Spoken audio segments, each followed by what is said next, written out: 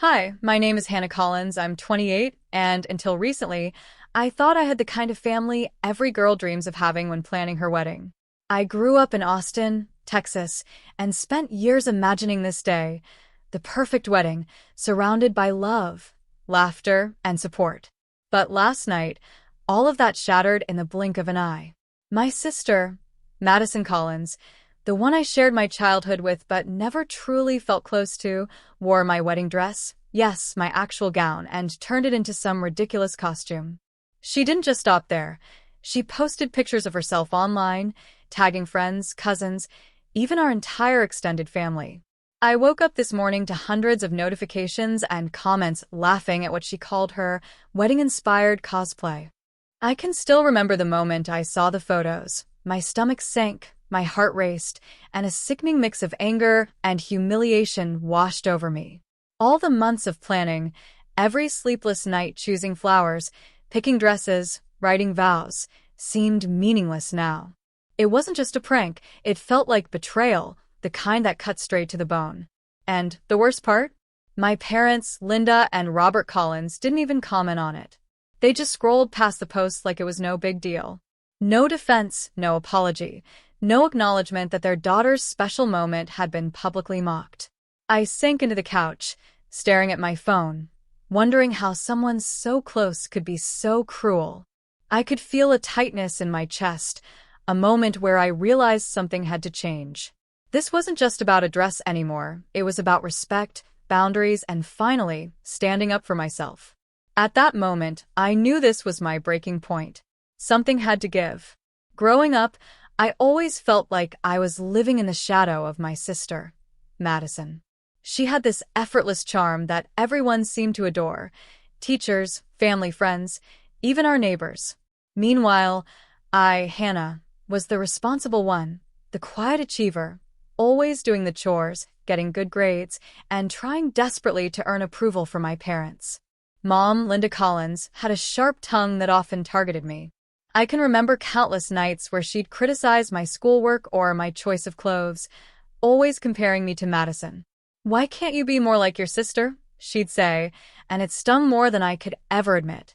Dad, Robert Collins, was distant, rarely intervening, always preoccupied with work or sports. He had this way of shrugging off conflicts with a vague, "girls will be girls," leaving me to fend for myself emotionally. Madison, on the other hand, seemed untouchable. Even when she pulled pranks or broke rules, Mom would laugh them off or call it just a personality. I learned early on that being polite, hardworking, or thoughtful wouldn't earn praise. It just made me invisible. Family gatherings were always a minefield.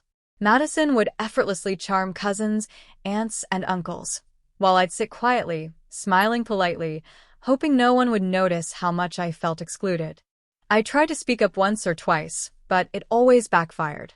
Mom would sigh, "Hannah, stop being so dramatic," or Dad would nod in agreement, silently reinforcing that my feelings didn't matter. Despite it all, I loved my sister. I thought maybe as we grew older, things would change. I hoped we'd finally be equals, friends rather than rivals. But deep down, there was always a tension, a subtle but persistent feeling that I would never truly be seen or valued in my family. That tension has followed me into adulthood, and now, it's come crashing into my wedding day. In the months leading up to my wedding, I poured my heart into every detail. From choosing the venue in Dallas to picking the floral arrangements, the cake, and the tiny touches that would make the day uniquely mine, I was obsessed with perfection. I wanted everything to reflect not just my taste, but the love I had for my fiancé, Ethan Parker, and the life we were building together. I spent countless nights drafting seating charts, checking Pinterest boards for decor ideas, and coordinating with vendors, often skipping sleep or staying late at work to save money for the wedding. Every dollar I spent, every late night, every call to florists or tailors was a small act of devotion, both to Ethan and to the dream I had imagined for years. And yet, no matter what I did, Madison seemed determined to overshadow me. She would show up uninvited to bridal fittings or dress appointments, offering unsolicited advice and making jokes about how over the top I was being.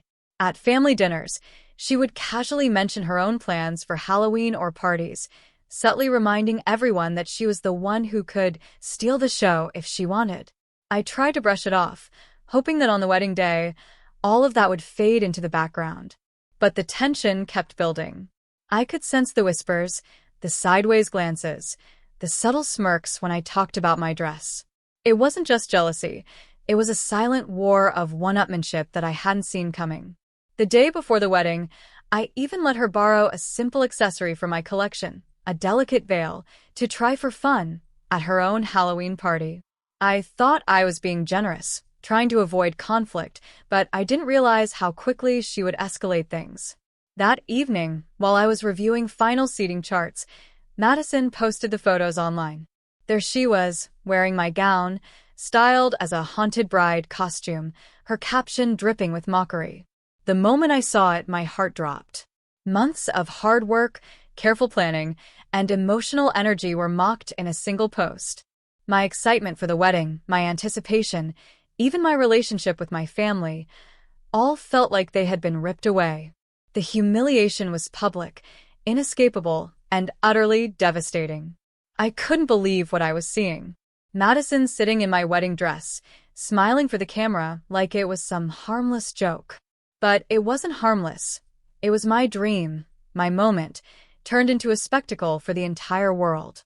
I rushed to the kitchen where my parents were scrolling through their phones, expecting at least a shred of support. "Mom, Dad, look at this," I said, my voice trembling. Mom barely looked up. "Oh, Hannah, it's just a photo. Don't overreact." Dad shrugged. "It's fine. Don't be so sensitive."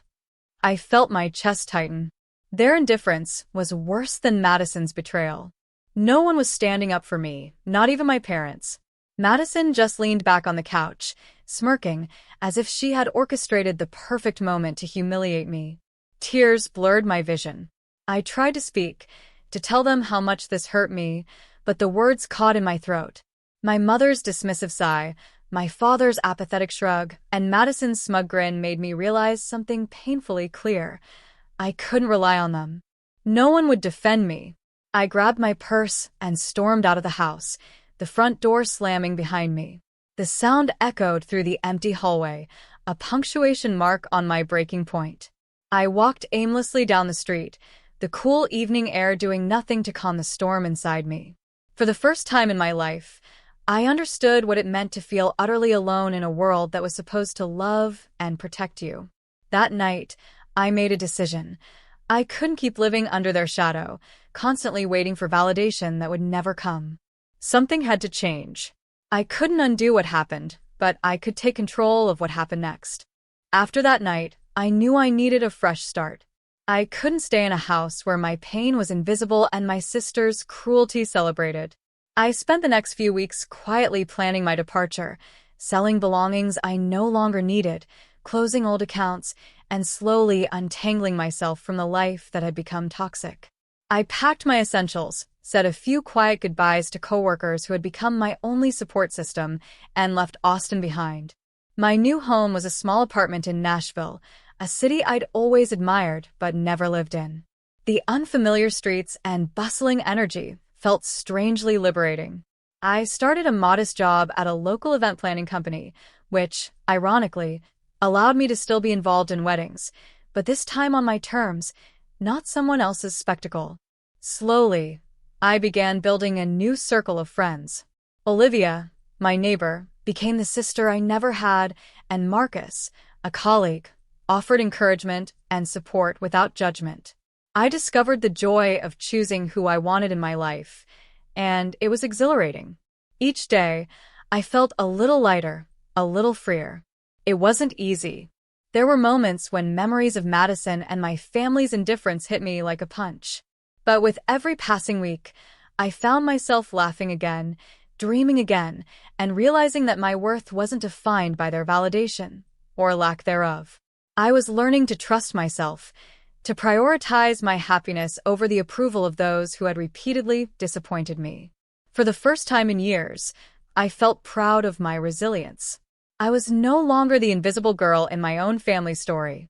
I was Hannah Collins, capable, strong, and deserving of respect and love. Leaving didn't feel like abandonment, it felt like survival. A few months into my new life, I started hearing from my old world, mostly through subtle manipulations and half-hearted apologies. Madison sent a message on Instagram one evening. "Hey, sorry about the dress thing. Didn't mean to hurt you. Can we talk?"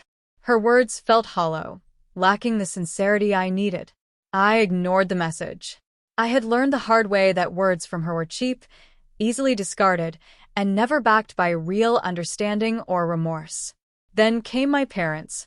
Linda called, her voice trembling. "Hannah, your father isn't feeling well, we need you home."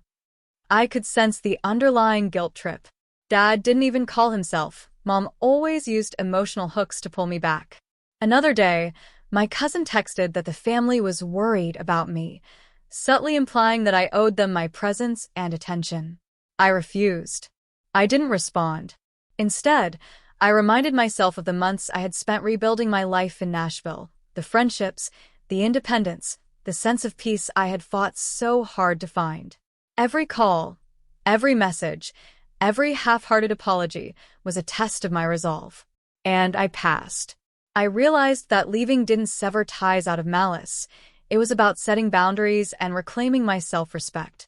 For the first time, I could see that my family wasn't trying to reconcile. They were trying to manipulate me, to pull me back into a cycle that had caused so much pain. I didn't need to play that game anymore. Each time I resisted, my confidence grew. The more I stood my ground, the more I understood my own strength. I didn't need to prove anything to them. My life, my happiness, and my dignity were my responsibility alone, and I was finally in control. Looking back now, I can see how far I've come. Leaving my old life behind wasn't easy, but it was necessary. I've rebuilt myself, piece by piece, in a city that never knew my past, surrounded by people who see my worth and celebrate it rather than dismiss it. I no longer measure my happiness by my sister's approval, my parents' recognition, or anyone else's opinion. I've learned that leaving a toxic environment isn't an act of betrayal, it's an act of survival. Choosing myself wasn't selfish. It was necessary to protect my heart, my dreams, and my sense of self. Madison's actions, once so devastating, now feel like a distant echo. I understand that family isn't just about blood. It's about love, respect, and support. You don't have to tolerate cruelty in the name of family. Real family uplifts, protects, and celebrates you. I am Hannah Collins, and I finally get to live my life authentically. I am stronger, wiser, and more in tune with my own happiness than I've ever been. And if there's one lesson I hope others take from my story, it's this. Choosing yourself isn't selfish. It's survival. Family is proven by love, not just blood. Leaving wasn't the end. It was the beginning of my real life. And for the first time, I feel truly free.